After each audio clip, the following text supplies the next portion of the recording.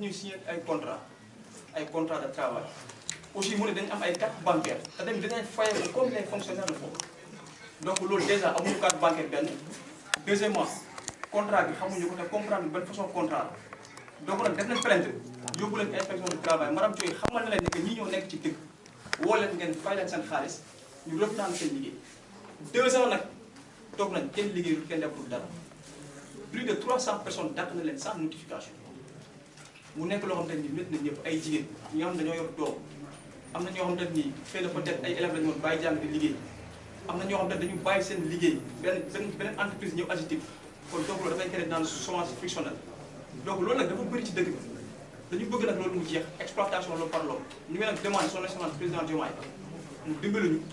pour que nit ñi jot seen salaire 2 ans nit ñi nangootuñu liggéey ñu ñaan tamit aussi premier ministre Ousmane Sonko aussi ñu jàppale ñu te aussi honorable Guy Marius Sagna ñu jàppale ci combat ndax yàgg nañ 2 ans ñu ngi topp ci affaire bi di taw je vous remercie. jërëjëf Ousmane Diop moo yore woon kàddu suñu mbokk liggéeykatu AGETIP ñu woo Wagane Ndiaye moom moo yor kàddu liggéeykatu UNO ci wolof sëñ Wagane bisimilah. salaamaaleykum maa ngi nuyu mbooloo mi fi teew yëpp di jiitalu honorable député Guy Marius Sagna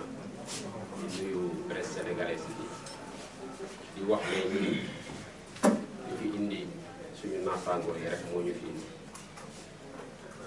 muy ay droit yoo xamante ne nii liggéeykat bu nekk da ko war a am te ñuy salfaañe suñu àq ak suñu yelleef bi ci jiitu mooy suñu barabu liggéeyukaay dañ leen yàgg alerté parce que gis nañ fa danger parce que yoon moo ne boo gisee danger fi ngay liggéey alerté say autorité ñi nga war a alerté yëpp muy inspection du travail ak IRH bi su ko defee boo leen ko yëgalee bu ñu nangul nga def say plan d'action ñun nag li ñu def mooy droit de retrait lañ def droit de retrait bi ngi bokk ci convention nationale interprofessionnelle article 103 104 boo demee foofu di nga fa fekk luy droit de retrait bi ci njëkk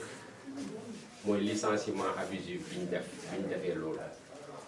ci biir droit de retrait yoon day aaye ko ci dàq liggéeykat te ñoom def nañ loolu beneen bi ci topp mooy dàq ñi nga xamante ne ay CDI lañ dàq ñi nga xamante ne ay CDD lañ dàq ñi nga xamante ne ci intérimaires yi lañ intérimaires yi nag sonal ñu lool xam nga ñi ay benn intérimaire la ñuy wax ñaar ñun ñi ngeeg 2TS ñi ngeeg ASI ñi ngeeg UMA ñi ngeeg Kasecom ñi ngeeg Ominium ñi ngeeg Maximum ñi ngeeg Morsen ñi ngeeg 2TS Maximum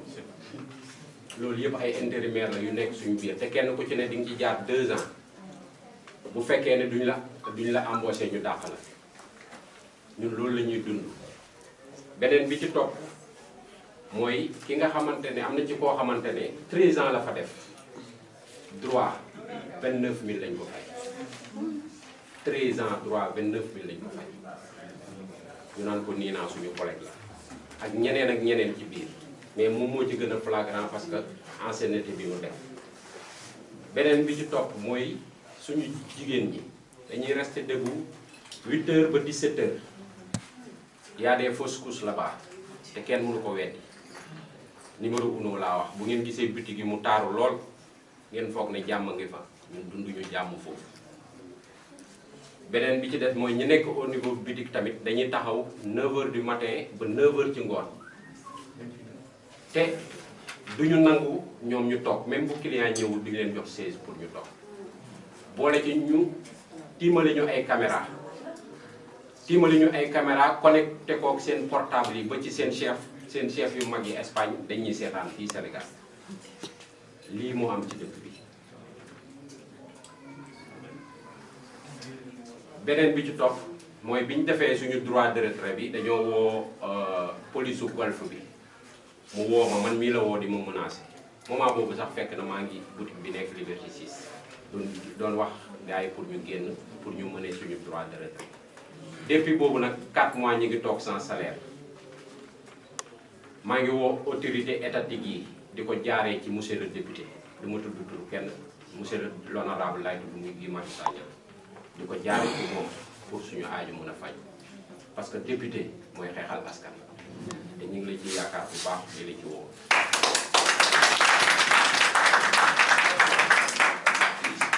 jërëjëf Wagane Ndiaye moo yore woon ci wolof kaddu waa UNO ñu ngi woo Sékou Yafa moo yore ci nasaraan kaddu liggéeykatu UNO monsieur Sékou Yafa vous avez la parole. Assalamu alaikum. Je remercie tout un chacun de vous présents ici dans cette salle. Bon, nous travaillons dans une société nommée Groupe UNO. Depuis un certain moment, nous sommes confrontés à de nombreuses difficultés dans cette boîte. La première des choses, le groupe UNO ne respecte pas le code du travail.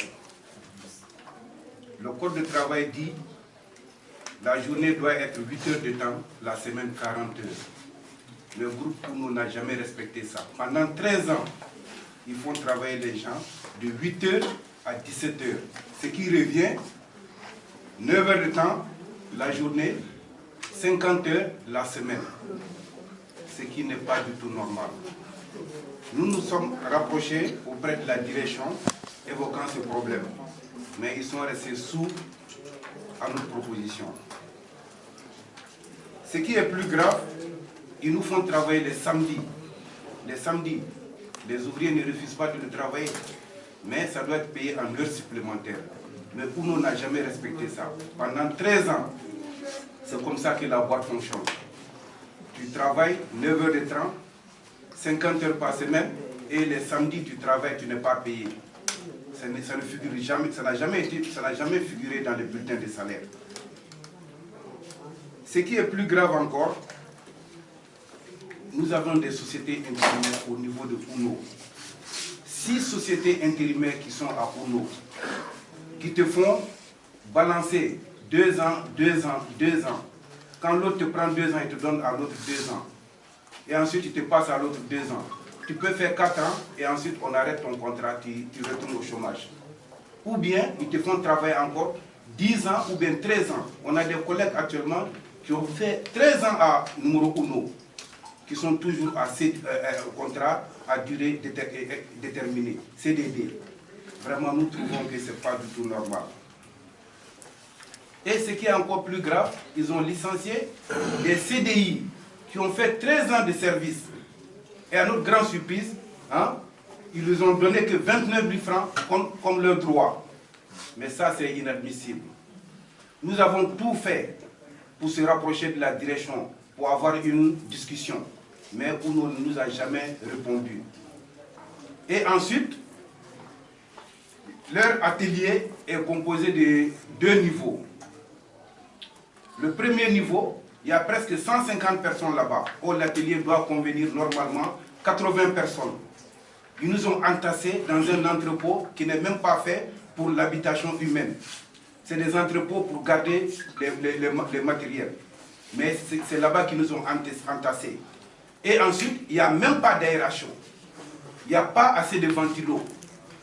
Tu ne peux pas rester là-bas 30 minutes sans transpirer. Une fois, on a invité la DRH pour venir voir dans les conditions que nous sommes. Elle est venue, elle n'a fait que 3 minutes. Elle dit vraiment, vous êtes très brave. Moi, je ne peux pas faire plus de 3 minutes ici. Donc, avec tout ça, on a essayé de négocier. Mais UNO nous a jamais tendu l'oreille. Ils ont licencié 460 personnes dans les ateliers, dans les boutiques. Comment une entreprise sérieuse peut avoir 350 personnes, il n'y a qu'un seul embauché? Vraiment, c'est inadmissible. Les quelques embauchés qui sont là-bas, c'est ceux qui sont à la direction. Quelques-uns. Mais ceux qui sont dans les boutiques, dans les ateliers, les boutiques même, c'est un peu mieux, il y a 5 à 7 personnes qui sont embauchées. Mais une entreprise sérieuse ne peut pas avoir plus de 460 travailleurs et que tu n'embauches que 2 personnes, 2 responsables. L'autre qui est à Diamniadio et l'autre qui est à Cambérène, parce qu'ils ont 2 usines. L'autre est à Diamniadio, l'autre est à Cambérène. Vraiment, on ne peut pas travailler dans ce genre de situation. Nous avons tout fait pour appeler UNO à la table des négociations, mais ils n'ont jamais accepté. Maintenant, nous avons vu nécessaire qu'on n'était plus en sécurité. Parce que UNO a l'audace de voir les travailleurs qui sont en train de travailler, mais ils font des travaux à l'intérieur de l'usine. Ils viennent, ils branchent leur poste de soudure et ils font des travaux. Il y a des objets qui tombent parfois. Il peut y avoir un court-circuit. Mais tout ça, ils ignorent ça. Il y a des femmes là-bas, l'odeur du poste de soudure là, il y a 3 personnes qui sont tombées là-bas évanouies. Et ils viennent désinfecter leur usine.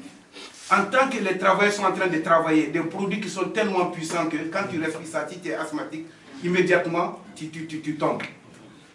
Avec tous ces problèmes, UNO ne nous respecte pas. 460 personnes, 350 à Diamniadio pour 3 toilettes. Mes chers amis, quand tu as envie d'aller aux toilettes, même ton cœur bat, parce que tu vas trouver 10 personnes qui sont à l'attente. Les toilettes aussi, les 3 toilettes ne sont pas fonctionnelles. L'eau coule dans le couloir n'importe comment. On a tout supporté, mais trop c'est trop. UNO ne nous respecte pas. Des contrats qui ne cessent jamais, contrats de 10 ans, 7 ans, 8 ans, renouvelés chaque fois par des sociétés intérimaires. À ma grande surprise, tout ce que nous on revendique actuellement, qui nous ont refusé, il y a des gens qui sont restés là-bas travailler. Ils sont en train de mettre ces gens-là dans les mêmes conditions que nous on réclamait. Comment vous pouvez comprendre ça? Vraiment, aujourd'hui, nous sommes venus pour alerter nos autorités, surtout l'honorable député Guy-Marius Sagna. Je sais que notre message va passer. Nous, ce qu'on a fait, comme on est en danger, on a déposé un droit de retrait qui est passé où ça devait passer. L'inspection du travail, direction du travail, par les centrales syndicales et la direction de chaque société intérim qui ont eu leur notification. C'est la convention interprofessionnelle 103-104. Tout le monde sait ça. Mais ils ont ignoré le droit de retrait qui nous protège. On ne doit subir aucun préjudice dans ce droit de retrait. Actuellement, nous appelons les autorités pour qu'ils essaient de voir notre dossier. Le dossier au tribunal actuellement, ils ont tellement renvoyé le dossier que nous, vraiment, on est découragés maintenant. À notre grande surprise, le délivré devait être prononcé le 30. Mais on a vu que le 23, leur avocat a eu des documents que nous, notre avocat, n'a pas eu. Donc, vraiment, on ne dit pas qu'on n'a pas confiance à la justice, mais on attire leur attention pour qu'ils redoublent d'efforts et n'ont qu'à se concentrer sur le dossier de numéro 1. Nous, on ne réclame que la justice, on ne demande aucun aide. Ils n'ont qu'à lire le droit comme il le faut. Je vous remercie tous.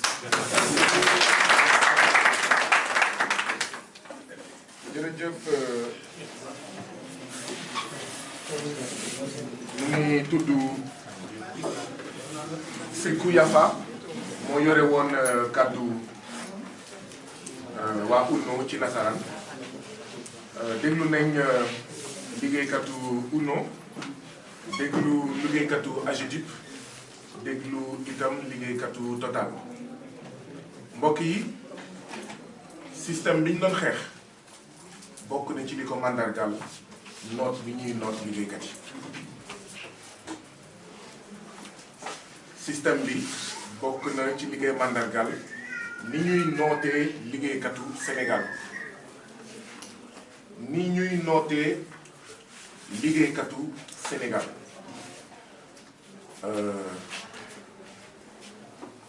et donc bu ñu waxee dañuy xeex nooteel bi foog ñu xool naka la ñuy améliorer condition liggéeykat yi il faut que nooteel boobu jeex il faut que entreprise yi respecter droit du travail il faut que entreprise yi respecter sañ-sañu liggéeykat yi li fi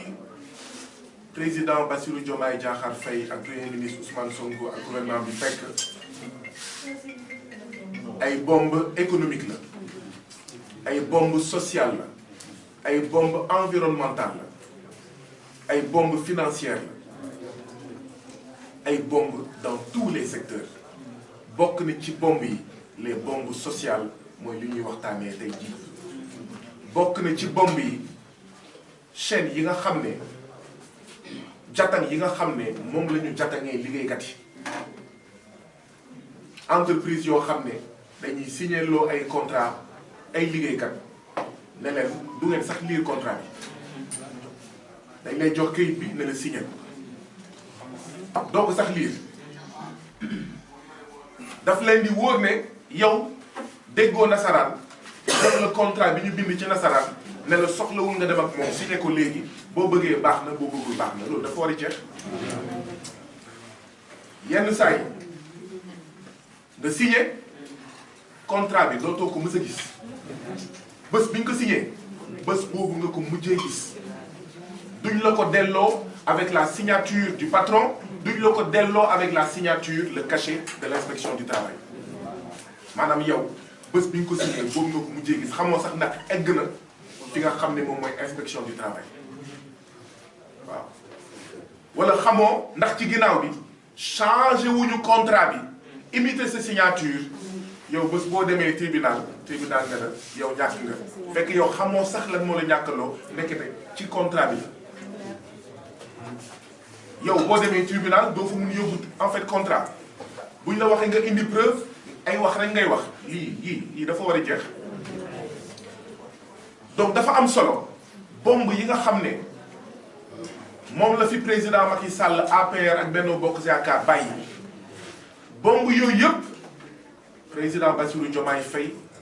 ak premier ministre Ousmane Sonko bu dee ñoom rek dinañ ci gis lu bëri waaye baax na askan bi génne ko baax na ñu exhumer bomb yi comme ça gouvernement bi mu xam ko comme ça président de la république mu xam ko ngir saafara ko xam ko ngir dox ci xam ko ngir taxawaay bi nga xam ne ministre du travail moom la war a am mu safaanoo taxawaay bi nga xam ne moom la ministre du travail yi président Macky Sall doon am yàgg ngeen dégg ñu toog fii ay liggéeykat toog may poser la même question ndax ci gouvernement président Macky Sall est-ce qu'il y a un ministre du travail est-ce qu'il y a un ministre du travail dans l'avion yàgg ngeen fii ci siège bi may poser la même question ndax jafe-jafe yi liggéeykatu Sénégal di jànkonteel ministre du travail amul c'est l'occasion di massaw inspecteur ak contrôleur du travail est-ce que xam ngeen ne li mu inspecteur ak contrôleur du travail yi buñ ko boolentee bu ñu motee 100 ci la yem te xëy na motul 100 motuñu téeméer waa léegi téeméeri inspecteur ak contrôleur du travail naka la ñu mun a inspecter ci nu mu waree entreprise yi ndaxte dañoo war a def ay descente inopinée ñëw xool lu fa xew laaj liggéeykat yi laaj en fait direction bi mais réew mu mel ni Sénégal 18 millions de citoyens sénégalais ñu ne boo boolee li mu inspecteur du travail ak li mu contrôleur du travail motuñu 100 loolu xam ngeen ne kon liggéey bi dina am jafe-jafe pour mu ñëw duñu mun dem ci entreprise yëpp boo ci boolee nag ni mu amee ci groupe yëpp ay corrompu noonu la amee ñenn ci inspecteur ak contrôleur du travail ñi nga xam ne d'accord nangu nañ 1000 francs pour toog noppi bañ a def seen liggéey wala bind lu leen neex ginnaaw seen contrôle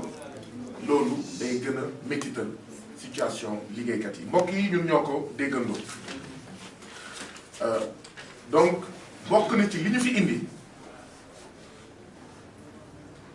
jàppale président Bassirou Diomaye Diakhar Faye jàppale premier ministre Ousmane Sonko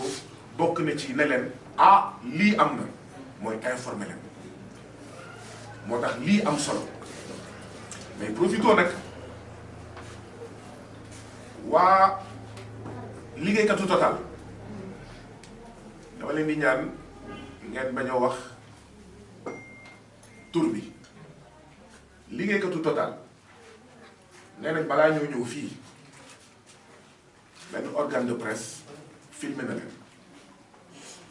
ba posté ñoom lu ñu wax ci lii ñuy dund nii est-ce que mot na 24 heures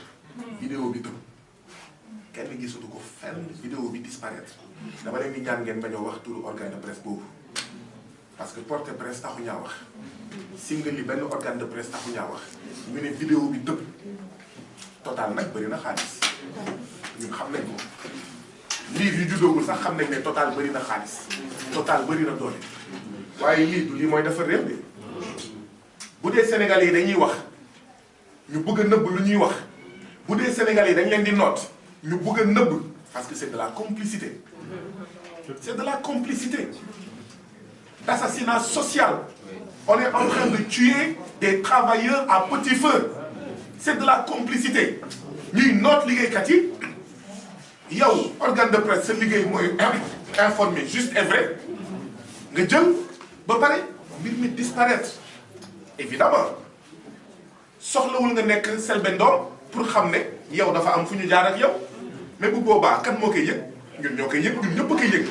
parce que dañuy nëbb Sénégalais yi lu ñuy dund après dëkk bi day tàkk dañuy nëbb Sénégalais yi lu ñuy dund te bu boobaa on n'aide pas le président de la République on n'aide pas le premier ministre on n'aide pas le gouvernement on n'aide pas le ministre du Travail à aider les Sénégalais à être au service des Sénégalais ñun ñëpp xam nañ ne lii lu yàgg li fi nekk la waaye continuité de l'État moo indi foog ñu régler ko et puis 24 mars dañ ko def pour jël un nouveau départ bu bees nag bokk na ci saafara lii donc di ñaax organe de presse yi ñu jàppale askanu Sénégal accompagner la libération de la parole des victimes ndaxte ñi ay victimes la ñu de dëgg la ci victimes yi bokk na ci ñi nga xam ne dañoo dee victimes yi bokk na ci ñi nga xam ne d'accord dañ leen tëj kaso muy ay détenus politiques waaye les victimes du système bokk na ci ñii ñu toll ci ay millions ndaxte lii c'est un petit échantillon ay millions de citoyens sénégalais yoo xam ne ñu ngi leen di noot mbokk yi boo waxee ñu ne le sentiment anti-français pour jël kaawu Total boo waxee ñu ne le sentiment anti-français ana sentiment anti-français Total moo leen gën a xam ne doful jinne jàpp ko l'opinion publique française n'acceptera pas di dégg ne une entreprise française ak foo munti nekk ci àddina bi mu ngi doxalee nii ci ay liggéeykat li ñu xamoon mooy séddale bii bukki bii njuur bii sàmba waaye Total li muy def mooy yow sama liggéeykat diir sàngam ma dénk la bukki bu jeexee diir sàngam ma dénk la njuur bu jeexee diir sàngam ma dénk la sàmba dégg ngeen waa UNU lu ñu wax licencier ay jigéen ci jamono état de grossesse rawatina ci jamono congé de maternité c'est un crime moo tax je nous invite surtout ñun góor ak jigéen ñun jigéen ak